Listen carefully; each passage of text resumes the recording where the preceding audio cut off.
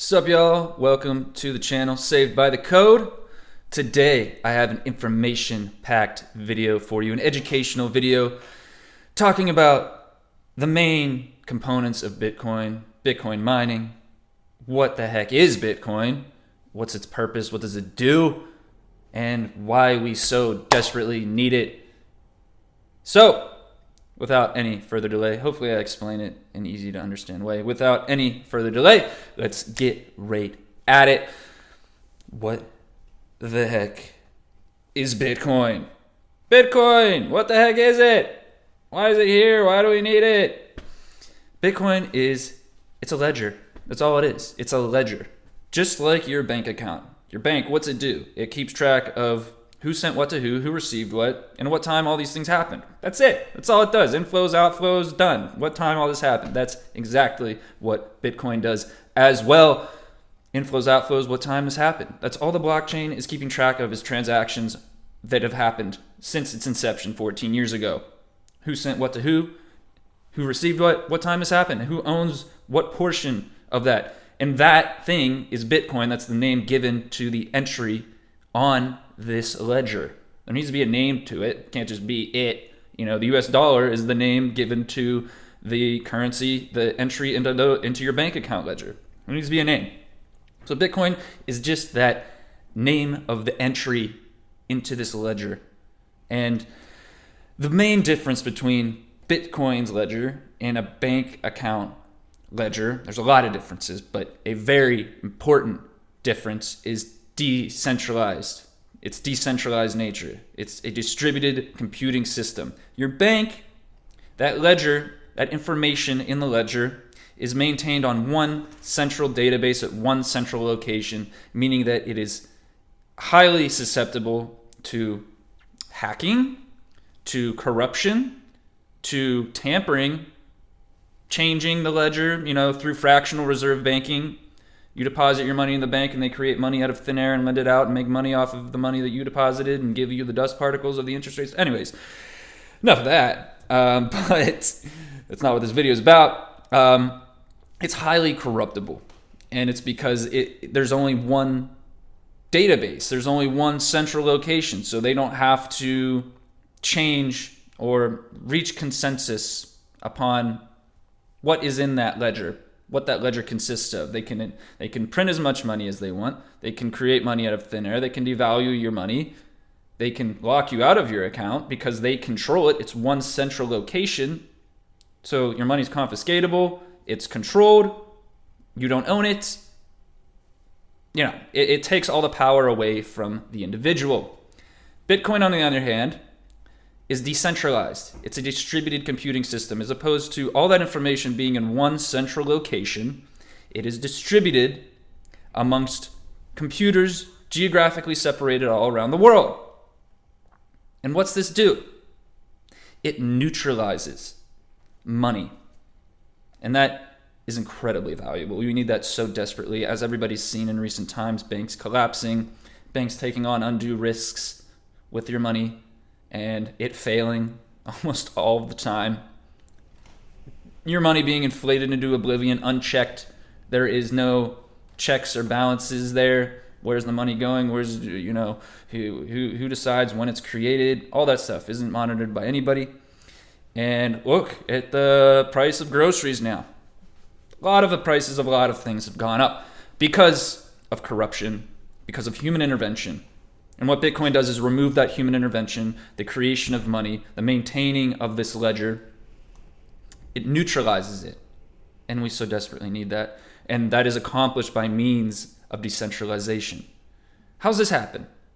Well, first I want to talk about what's called the Byzantine generals problem. And it is a problem that is often not even talked about in Bitcoin. It's a problem that Bitcoin solved. And it was a problem thought to be unsolvable until Bitcoin's inception 14 years ago. And it's a problem in distributed computing systems whereby how do you know that you can trust the other computers in the network? And how do you know that the messages being relayed between them can be trusted? And so it's called the Byzantine generals problem because it's this made up scenario where back in the Byzantine Empire times, whatever, hundreds of years ago, whereby it's a scenario where 5 generals are surrounding a city on their horses, and they got their armies behind them. And they need to coordinate an attack on this city in order to take over the city.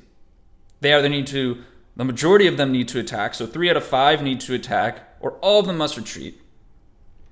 And we just need to coordinate an attack. So if only 2 out of 5 are going to attack, we need to not attack because we won't take over the city. The majority of them need to. This is the whole term Byzantine generals problem comes from.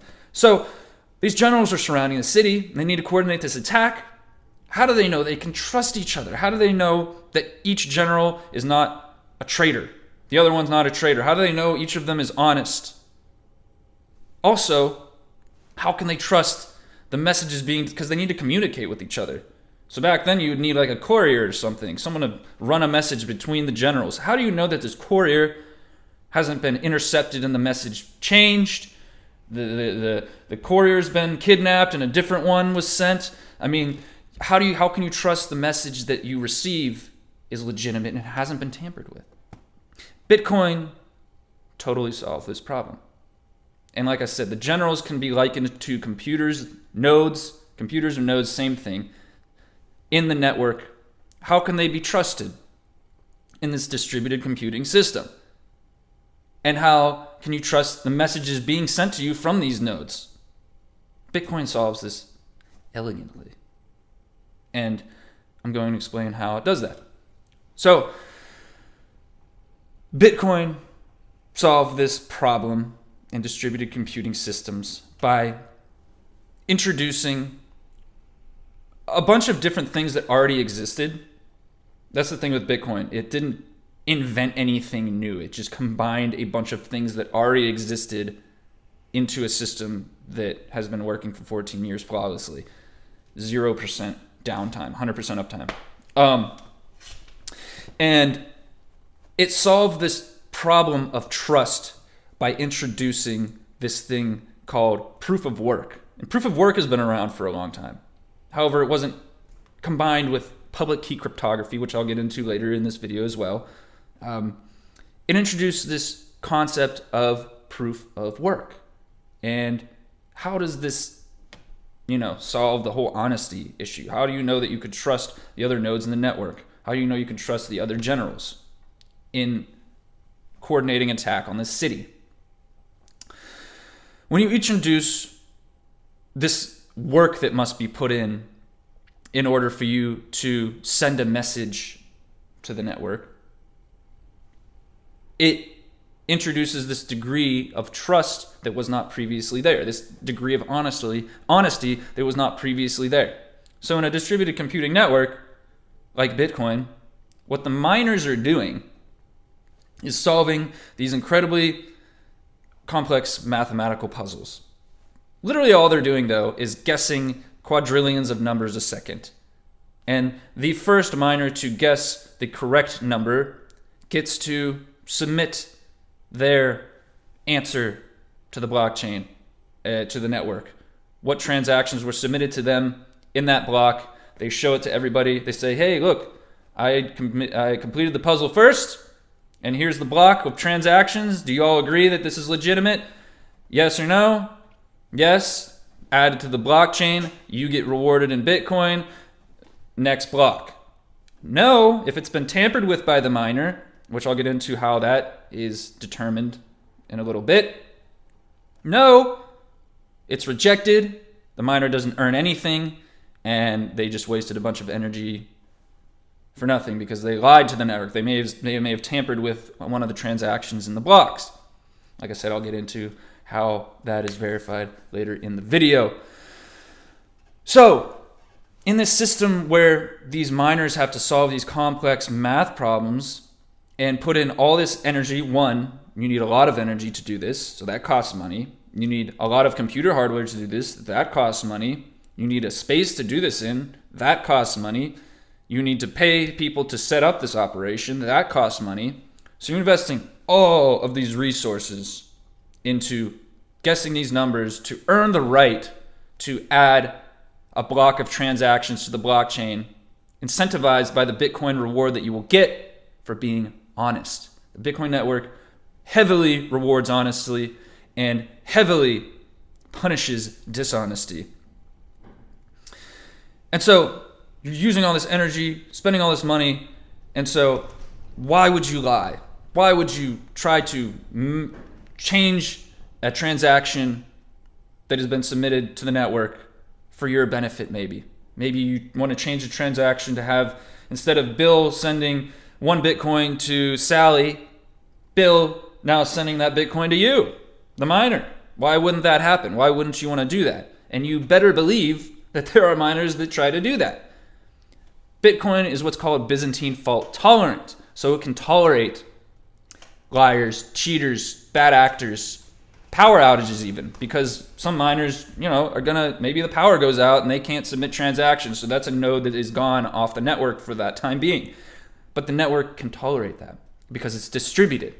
And so that's also what a distributed computing system does, is that it can tolerate a certain degree of corruption, of power outages, of bad actors. It can tolerate that stuff because the majority of the nodes in the network are acting honestly, because Bitcoin heavily incentivizes honesty and heavily disincentivizes bad behavior, such as tampering with transactions. Because, like I said, you put in all this work to solve this puzzle.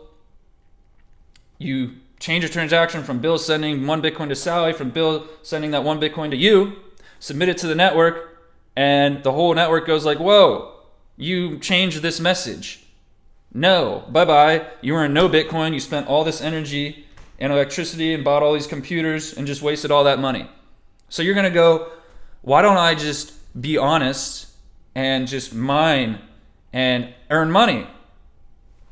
It just makes zero sense for you to not be honest, because you lose a lot of money instead of just being honest and making money. And so that introduction of work into this system is what results in a higher degree of honesty. So you can equate these generals to surrounding the city as them having to solve like a Sudoku puzzle or something. They have to solve a hard Sudoku problem in order to be able to send a message to another general.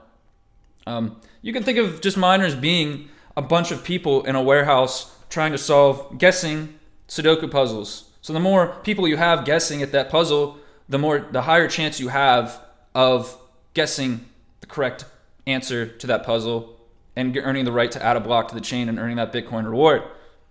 So you're incentivized to invest more into the network, which increases the security of the network. So it's like a mutually beneficial relationship between miners, because they're all contributing to the integrity of the network, increasing the value of Bitcoin because they all want the value of Bitcoin to go up. They have a vested interest in maintaining the integrity of this network because of all the work and investment and energy and time that they're putting into this. Like, why would you be dishonest and want to destroy something that you have such a heavy investment into? Okay? And so that's the whole premise behind why miners are using all this energy, all this electricity to be able to earn the right to add a block of transactions to the blockchain. To earn that money. They want the money, like everybody. They want that sweet, sweet Bitcoin. And so that introduces a very high degree of honesty. And now that I've explained kind of what the purpose of mining is and Bitcoin's decentralized nature, I'm going to kind of get into how do you trust that these messages, which is essentially what sending a Bitcoin transaction is. It's just a message. You're just sending it to the network saying, Bill wants to send 1 Bitcoin to Sally. That's just a message. And how do you know that that hasn't been tampered with? Like I said, what if the miner was just like, now that Bitcoin's going to me? So we have the miners that are putting in the work, that are solving the puzzles, that are showing that they've solved. And by the way, this puzzle needs to be very difficult to solve, but very easy to check. Just like Sudoku. It's very difficult to solve, very easy to check if it's the correct You know, you could be like, oh yeah, okay, done. And so there are miners putting in the work to do this and show the whole network, okay, I did the puzzle. Very easy to check, by the way, just like Sudoku.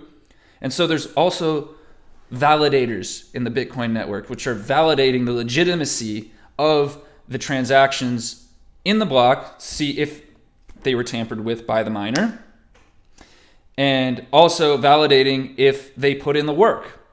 It's very, like I said, very easy to check. And there's no way to get to that solution without putting in the work, without guessing that's what these miners are doing, literally guessing quadrillions of numbers a second. It's like crazy. And this happens every 10 minutes, by the way. So, and also an aspect of Bitcoin is that the difficulty is adjusted. How difficult it is to solve this mathematical puzzle is adjusted every 2 weeks to account for miners entering and exiting the network. So the less miners there are on the network, the less competition there is, and the easier it will be to solve this mathematical problem, meaning that it'll take less time to solve it. So it'll be like 8 minutes, 7 minutes, as opposed to, the target is 10 minutes on average. And every 2 weeks it self-adjusts. So if it's too easy, it'll make it more difficult. If it's too difficult, it makes it easier. And this is to account for miners entering and exiting the network. So that's another aspect of Bitcoin, is the difficulty adjustment, how difficult it is to solve that mathematical puzzle, to account for miners exiting and entering the network. That's always changing every day. So anyways, so these validators that validate the legitimacy of the transactions, as well as making sure that these messages were not tampered with. And how does this happen? How do you ensure that messages are not being tampered with? Another facet of the Byzantine generals problem. Like I said, the one is you trusting the other generals, the other nodes in the network. How do you know that you can trust them? And that's accomplished by proof of work. And how do you know that you can trust the messages being sent from them?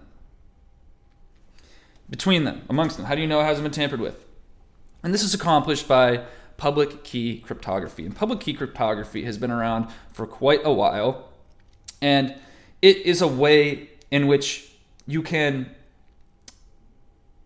verify the legitimacy or whether or not something's been tampered with. And how this is, so public key cryptography is basically your account on Bitcoin. And so whenever you create a Bitcoin wallet, you get a public key and a private key pair. Think of it as an email address and a password. You have your email address that you display to the world. It's public. And you go, this is where you can send me emails. Just like a public key in Bitcoin. This is where you send me Bitcoin. But to access those emails, you need a password. Just like in Bitcoin, you need a private key to access your Bitcoin. To access that part of the ledger is what a private key enables you to do. And you keep that private. You keep that password to your emails private because that enables you to access your emails and send emails to others. Okay? Your private key enables you to access your Bitcoin and send Bitcoin to others. Without that private key, you can't access it. Without your password, you can't access your emails. And private keys enable you to access a certain part of the Bitcoin ledger. Okay, so if you purchase 10 Bitcoin and store it on, or you associate that Bitcoin with that private key enables you to access that 10 Bitcoin, that portion of the ledger. And so where do these private keys come from? You know, where do they? They just come out of nowhere, just poof, here they are. How they work is that all private keys exist. And there are 2 to the 256th power private keys on the Bitcoin network. That number is so unfathomably large that you can't even think of it. So there are less grains of, to put it in perspective, there are less grains of sand on Earth than there are private keys in Bitcoin. There are less stars in the known universe than there are private keys in Bitcoin. So that's a lot. That's a lot of private keys, man. And so where do these come from? So like I said, they're all in existence. And so literally what happens is one is just picked at random. And since that number is so large, it's considered impossible for anybody to guess a private key with Bitcoin associated with it. And so these private keys, to help you conceptualize this, imagine a pool table the size of the universe, and you got a cue ball, okay? And that cue ball is hit a random number of times, say 1.567435 trillion times. It's hit. Wherever it lands, that's your public key. The number of times it's hit is your private key. And you can only go one way with this. You can only generate a public key from a private key. You cannot generate a private key from a public key. So it's a one-way function. You know what I mean? Just think about it. You know, that cue ball landed there.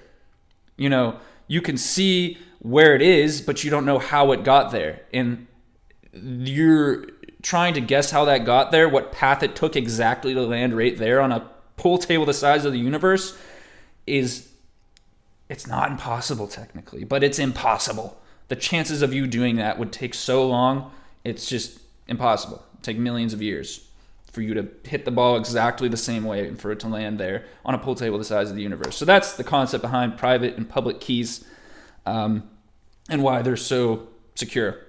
Just don't share your private key with anybody. That's why it's called a private key. And there's a saying in Bitcoin, not your keys, not your Bitcoin, which is true. If you don't own your private keys, they're not yours. Like if you store your Bitcoin on an exchange, it's not your Bitcoin because they hold the private keys. It's not yours. It's like putting your money in a bank. It's not your money. You hold your keys to your Bitcoin. It's truly yours, which is what hardware wallets are for. But we're not going into that in this video. So we got these public and private keys, all right? And they are used to receive and send Bitcoin. They are also used to verify the legitimacy of transactions and whether or not messages have been tampered with on the Bitcoin network. So when a Bitcoin transaction is submitted to the network, you say, like I said, Bill is sending 1 Bitcoin to Sally. Bill uses his private key to digitally sign this transaction, signs the transaction. It's run through what's called a hashing function, which are one-way functions, just like turning a private key into a public key is a one-way function. It's kind of like how you can't turn a chicken into an egg, but you can get a chicken from an egg. Same exact idea. Can't go backwards. So Bill signs this transaction with his private key in private, and a hash is generated from this. This is run through a hashing function. And it's just a long string of numbers and letters. That's all it is. It's a very long string of numbers and letters. It's just like 4, 5, 6, 8, blah, blah, blah, a bunch of stuff. That's submitted to, it says in that signed message, well, in it, computers can analyze is Bill is sending 1 Bitcoin to Sally. Okay, Bill submits that to the network. A miner picks it up and guesses all the numbers. And he gets this block, and that transaction is submitted to a block that contains a certain amount of transactions, about 1 megabyte worth of transactions. Okay, let's just, for the sake of this video, let's say it's just 100 transactions is in a block. Okay, and Bill is one of those. And that transaction says Bill sending 1 Bitcoin to Sally. Okay, the miner picks up that, is mining. It's guessing all these puzzles because it wants to earn the right to add that block of transactions to the blockchain, which is why it's doing all this work to earn that sweet Bitcoin, to get the money. Okay? And so this miner is investing all this electricity, all this computing power, all this space, all this energy, all this money into doing all this work to earn the right to add this block to the chain of blocks. Okay? To earn that Bitcoin. And so picks up the transaction, mines the block. Okay, I solved the puzzle. Here it is. This is what I got. The validators pick it up, and they check whether or not this miner has tampered with any of the messages sent to it by all of the transactions in that block.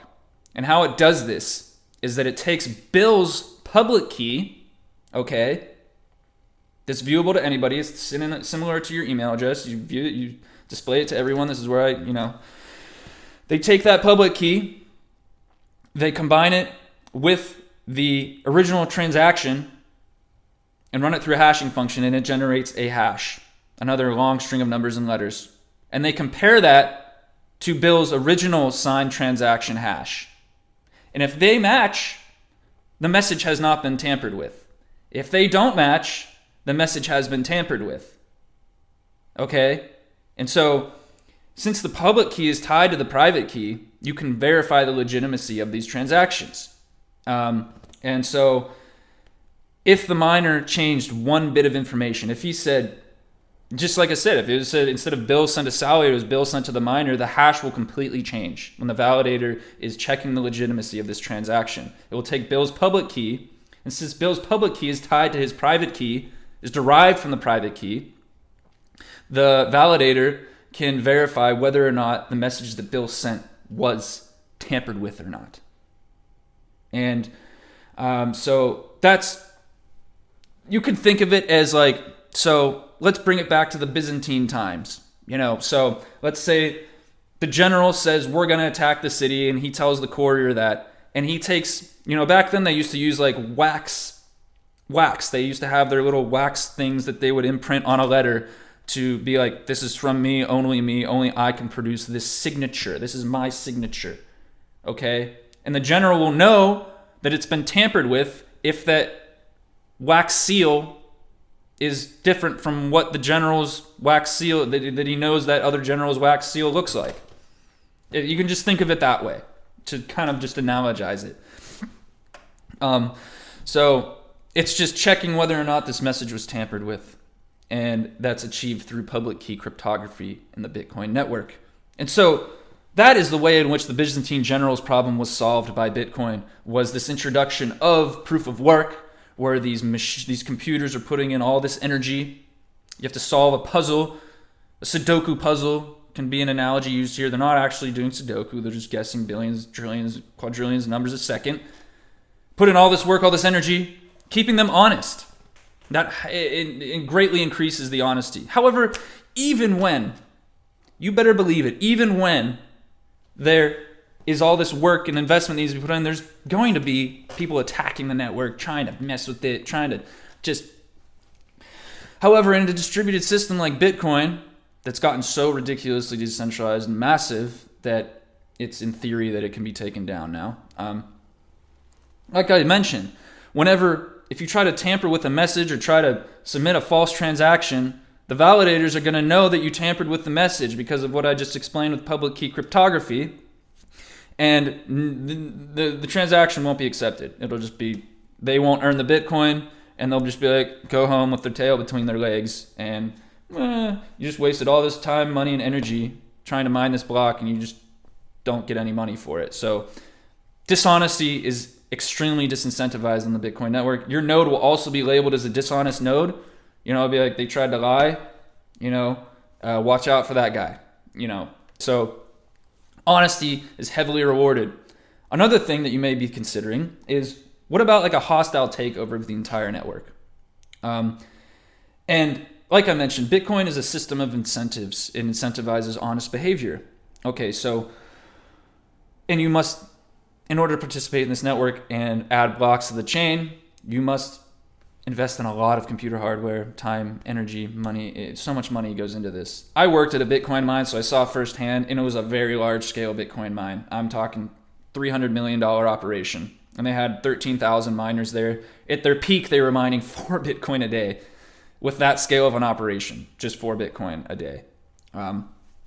And they were less than 0.5% of, I think it was like less than 0.25% of the network's hash rate is what that's called.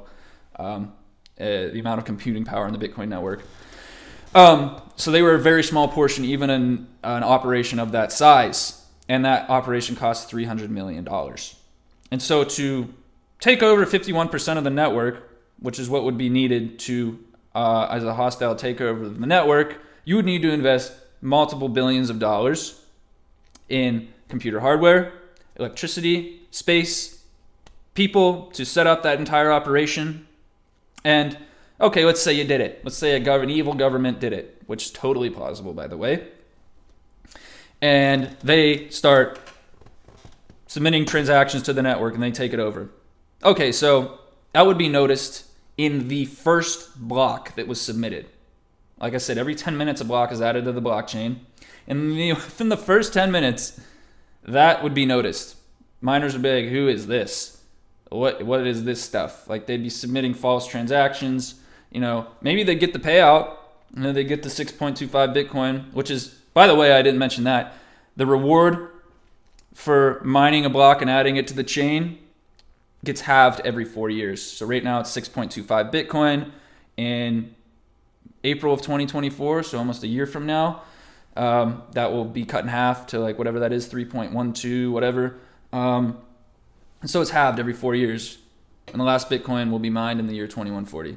And so it's a deflationary system where less and less is put out there. And so, hey, if the supply is dwindling and the demand goes up, number go up. But yeah, so that's another aspect of Bitcoin is the halving that happen every 4 years. But anyways, what I was saying with regards to a hostile takeover is, yeah, sure, maybe they got the payout for the block that they added. However, this would be known.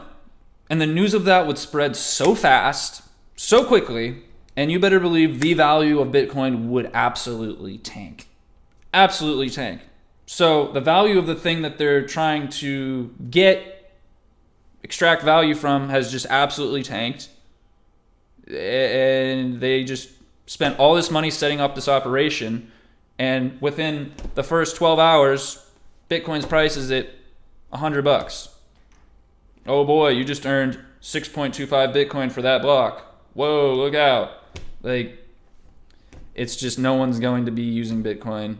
And they'd still be using it. All that would happen would be all the miners from the original network would just, they'd all have the transaction history still. So it'd just be like Bitcoin would still be going. That would just be the trash version over there that the government took over, that no one's using and it's valueless. Yeah, that's all that would happen. And so the incentives to attack the network are just not there. It's negatively economically viable. Like, you literally would lose so much money. It just makes zero sense. So that's why it doesn't happen. And, if the government wanted to take it over, they would just ban it. And that won't happen either because of big names like BlackRock and Fidelity being involved in the space and them having friends in high places. This is just my theory. I don't know these people, but it just makes a lot of logical sense. They just want the money. It's just crazy that in this world, that's what makes sense. But that's the world we live in, and that sounds like it makes sense to me. But anyways, trying to think if I forgot anything. I covered Bitcoin mining, the reason behind it, why Bitcoin even exists, what Bitcoin is. It's an entry in a decentralized ledger. That's all it is. Just like your bank account, just like your US dollars in your bank account. That's called the dollar. It's an entry into that ledger. The reason behind why Bitcoin even exists, it neutralizes money. It puts the power back into the individual. It is hope. It is freedom. It removes power from these corrupt banking central entities. There's my cat again. He loves getting in these videos. Leo. That's incredibly valuable. It's not confiscatable. It's borderless. You can send it to anybody, anywhere in the world, 24/7, 365. I mean, what more do I need to say? If you don't see the value in something that neutralizes money, that separates money from state, seeing as what we've observed over the past 20 years of how disgustingly corrupt, we need Bitcoin. We need it, and it is hope. And it wouldn't even exist if we had a system that we could trust. Wouldn't even be here. One of Newton's laws of physics or whatever is with every action there's an equal and opposite reaction. Well, Bitcoin is that equal and opposite reaction to this horribly fraudulent, disgusting, deceiving system that we all live amongst. And therefore, we have Bitcoin. It's come from the skies above. From the almighty Satoshi Nakamoto. All right. I think that does it. I tried my best to explain that in as simple terms as possible. Bitcoin solves the Byzantine generals problem. I hope I explained that in a kind of simple to understand way. I get it. This stuff is pretty complicated. And I just hope that these videos can at least, one thing I say, just open someone's eyes, open someone's mind to, and maybe just gets them to consider it, maybe just look at it, maybe just read into it, anything. None of this is financial advice, by the way. You make your own investment decisions. Don't listen to a guy blabbing on the internet. But yeah, I think that is all I wanted to talk about today. There's some other components to Bitcoin, but those are just the basic, because mining is so important. Public key cryptography is really important. And like I said, it's just an important component of solving that Byzantine generals problem of how do you know you can trust other nodes in a distributed computing network? And how can you trust those messages being sent between them? The message part is accomplished by the public key cryptography aspect of it. And the honesty part is solved by the work aspect of it. All the immense amount of work and investment and time and energy that must be put in to earning the right to add a block to the chain. Oh, that is something I wanted to talk about, by the way. The blockchain, the record of transactions that has happened since Bitcoin's inception. And these blocks are added to the chain every 10 minutes. And it just consists of transactions that have happened, like I said, since Bitcoin's inception. Bill sent 1 Bitcoin to Sally. Bob sent Jimmy 4 Bitcoin. These are all transactions in blocks. And they're organized in blocks and added to the chain every 10 minutes. An aspect of Bitcoin is that its ledger is unchangeable. It's immutable. It cannot be altered. And the way in which it accomplishes this is in a similar fashion to the public key cryptography that allows validators to validate whether or not a message has been tampered with by a miner or anybody in the network. So when a block is added to the blockchain, it gets a hash stamped on it. It gets a hash stamped on it, and that hash is determined by all the transactions in the block. So each hash on every block is going to be different. And it's basically a tag. It's a unique tag to that block that says, this is that block, these are the transactions in it. Boom, added, block, hash, header. Block header is what it's called. It's just a hash. It's attached to that block. And that hash is also determined from the the block before its hash. Okay? And so each block is linked to the previous block. And so if any bit of information is changed, 1 digit is changed in one transaction in one block, the hashes for all subsequent blocks completely change. Okay? And that will be immediately noticed by the entire network.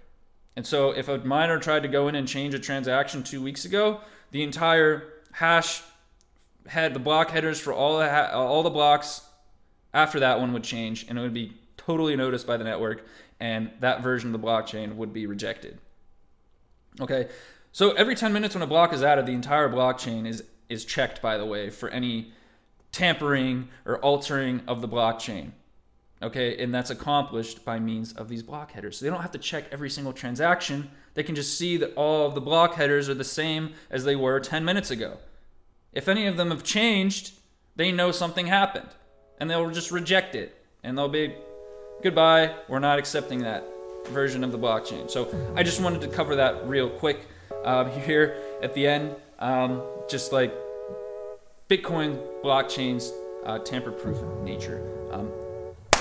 Thank you, everybody, so much for listening. I deeply, deeply appreciate every single one of you. I really hope I was able to explain some of those things in a simple to understand way. Sudoku and generals and all that good stuff. Hope you're all doing all right out there. Yeah, I deeply appreciate all of you. And I bid you farewell on your cryptocurrency journey. Follow me on Twitter, follow me on Truth Social. Give me a like, give me a subscribe.